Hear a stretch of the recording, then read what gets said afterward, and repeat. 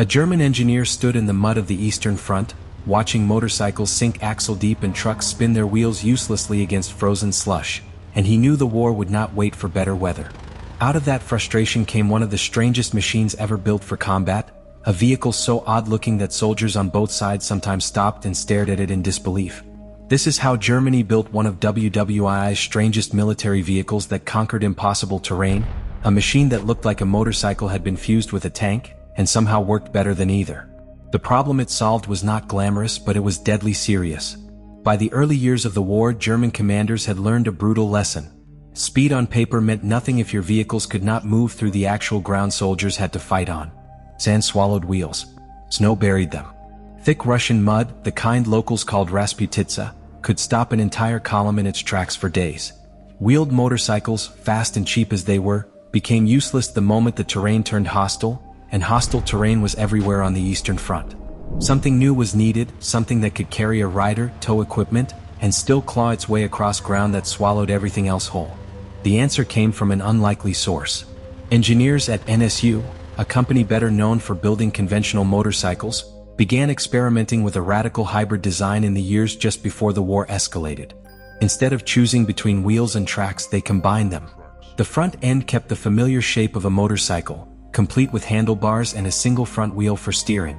But behind the rider, where a normal bike would have a rear wheel, engineers mounted a full set of small tracks, like a miniature tank crawling along under a motorcycle's body. It looked almost like two different machines welded together out of desperation, and in a strange way, that impression was not far from the truth.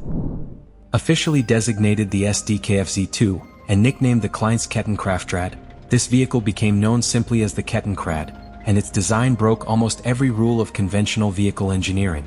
The tracks did the heavy work of propulsion and traction, spreading the vehicle's weight across a wide surface so it wouldn't sink into soft ground the way a wheeled vehicle would. The front wheel, meanwhile, handled steering at low speeds, giving the rider control that felt closer to a motorcycle than a tank. At higher speeds, the tracks alone could steer the vehicle by braking one side, much like a tank would pivot, letting the front wheel almost float above the ground without bearing steering load at all. It was an engineering compromise that should not have worked as well as it did.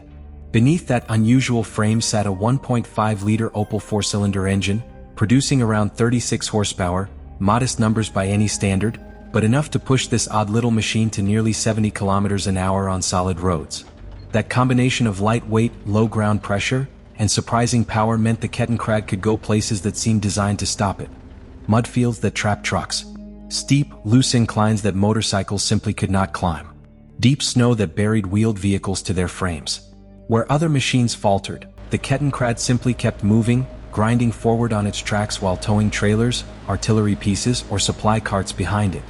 That capability made it invaluable almost immediately, but not in the way many expected. It was never meant to be a fighting vehicle. It carried no armor plating, no turret, nothing to protect its rider from small arms fire, let alone anything heavier. Its power came from utility, not aggression, and commanders quickly discovered just how many roles a machine like this could fill. On the Eastern Front, where terrain destroyed timetables and stalled entire divisions, Kettenkrads hauled ammunition to forward positions, dragged communications cables across battlefields, and pulled light artillery pieces through conditions that would have left conventional vehicles stranded. At airfields far from the front lines, the same machines took on a completely different job, towing aircraft into position, moving fuel carts, and handling ground support tasks with a nimbleness that larger tractors could not match. There was something almost paradoxical about the Kettenkrad's success. It looked futuristic, almost like a prop from a piece of speculative fiction, yet its actual purpose was deeply unglamorous. Logistics, hauling, and support work that rarely made headlines but kept entire operations functioning. Soldiers who worked alongside it came to respect its reliability more than its appearance. It was not fast in the way a proper motorcycle was fast, and it certainly was not intimidating in the way a tank was intimidating. But when conditions turned brutal, when mud or snow or sand made everything else grind to a halt, the Kettenkrad kept crawling forward, one small mechanical victory after another. Production numbers reveal just how seriously German military planners came to rely on it. More than 8,000 Kettenkrads rolled off assembly lines during the war, a substantial figure for a vehicle that occupied such a narrow, specialized niche.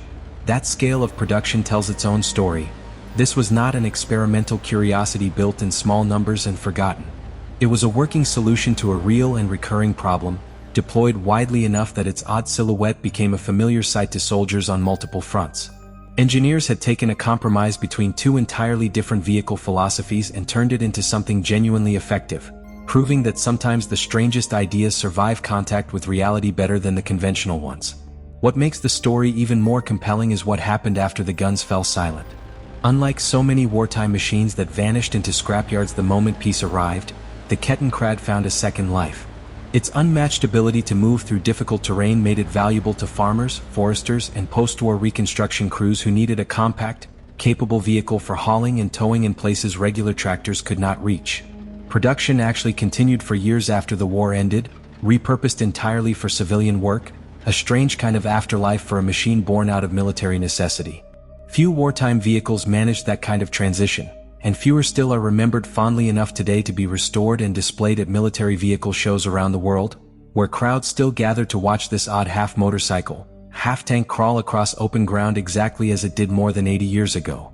In the end, the Kettenkrad's strangeness was never a flaw.